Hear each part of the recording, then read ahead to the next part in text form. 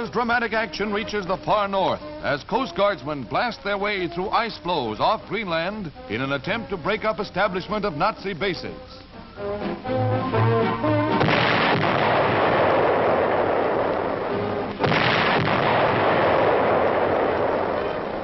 The hunt went on for 2 months, just a few hundred miles from the North Pole.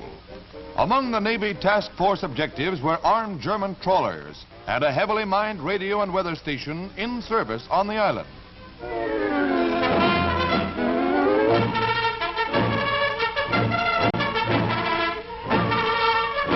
The relentless search continued day and night. 60 Nazi prisoners were taken.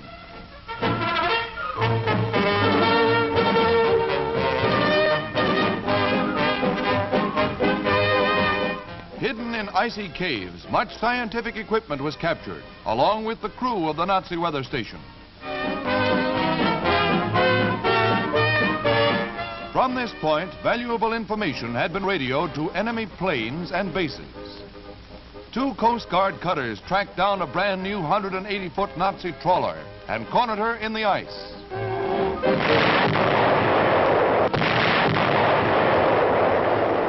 One trawler was scuttled by its crew, who were taken aboard the cutter Northland. During the Arctic operation, a 3rd armed trawler and another enemy installation were discovered. Both had been abandoned a short time before, and both were destroyed by our task force. Fighting the heavy drifts, the Northland finally smashed her rudder, and only heroic effort saved her from enemy attack. These are Coast Guard and Newsreel pictures.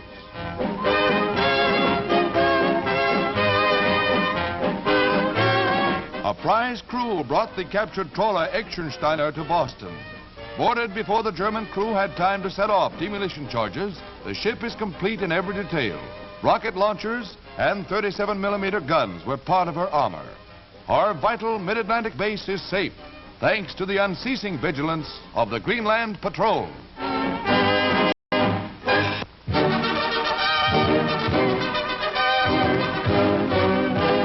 From Strasbourg, Nazi positions across the Rhine are shelled. Despite savage Nazi resistance, Strasbourg was taken and Kiel came within range of American guns.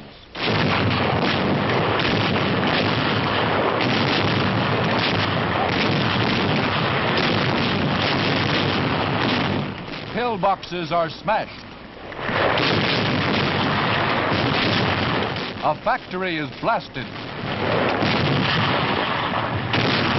Our gunners are really on target.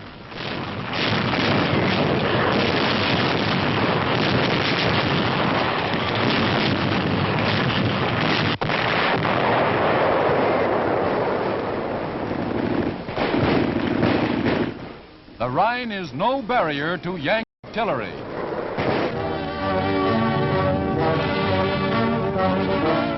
These pictures, filmed by the underground and smuggled to their government in exile in London, are the first scenes to be shown of the Warsaw uprising.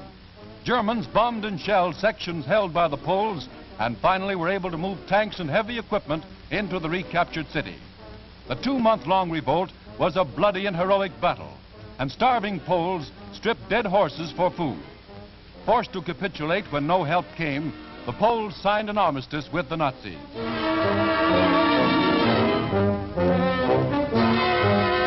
Once more, the Germans took over all parts of Warsaw, and the infantry reappears. But the battle's not over. The Patriots go underground once more to go to work with secret printing presses, turning out more than 100 publications for the people. And such lists as this report of the German atrocities at Lublin.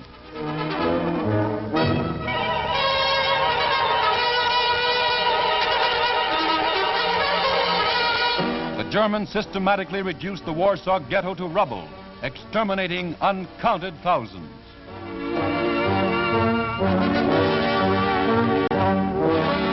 The underground still cover public places with their symbols of resistance, and every day sees new examples of their unrelenting courage in acts of sabotage. So efficient is their work that during the year, only 2/3 of Nazi troops and supplies reach their destinations. They dare to string up caricatures of Hitler. Poland will never die.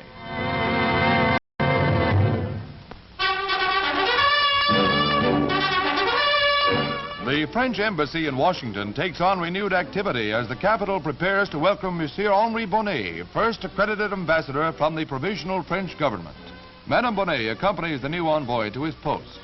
Monsieur Bonnet, formerly Minister of Information in the de Gaulle government, will have an important part in post-war world diplomacy.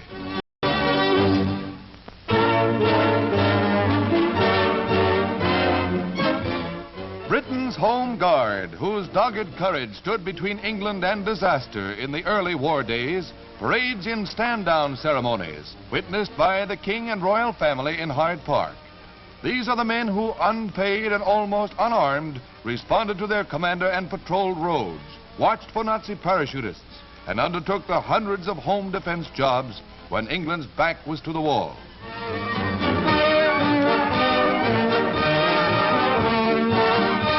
Thousands of Londoners paused to pay tribute to these heroes. England will never forget her citizen soldiers.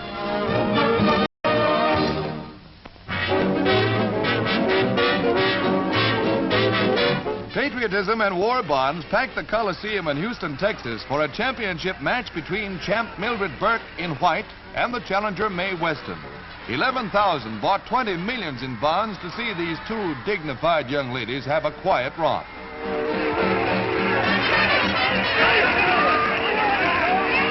Now, hold your hats, here we go. Mildred gives her a nice love slap, but Mae comes right back with a tummy massage. The champ lays down for a little rest while Mae obligingly gives her dear friend a rub down and then a facial. The girls are really old friends, you can see.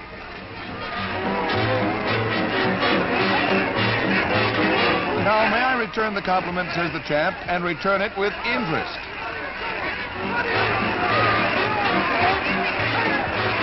Oh, Mildred, really, must you leave? Well, do come back. Back so soon? It's nice to have you with me again, the champ says, but Mae, there's not enough room here for both of us. Now, Mae, here's a new twist for you, and for the last time.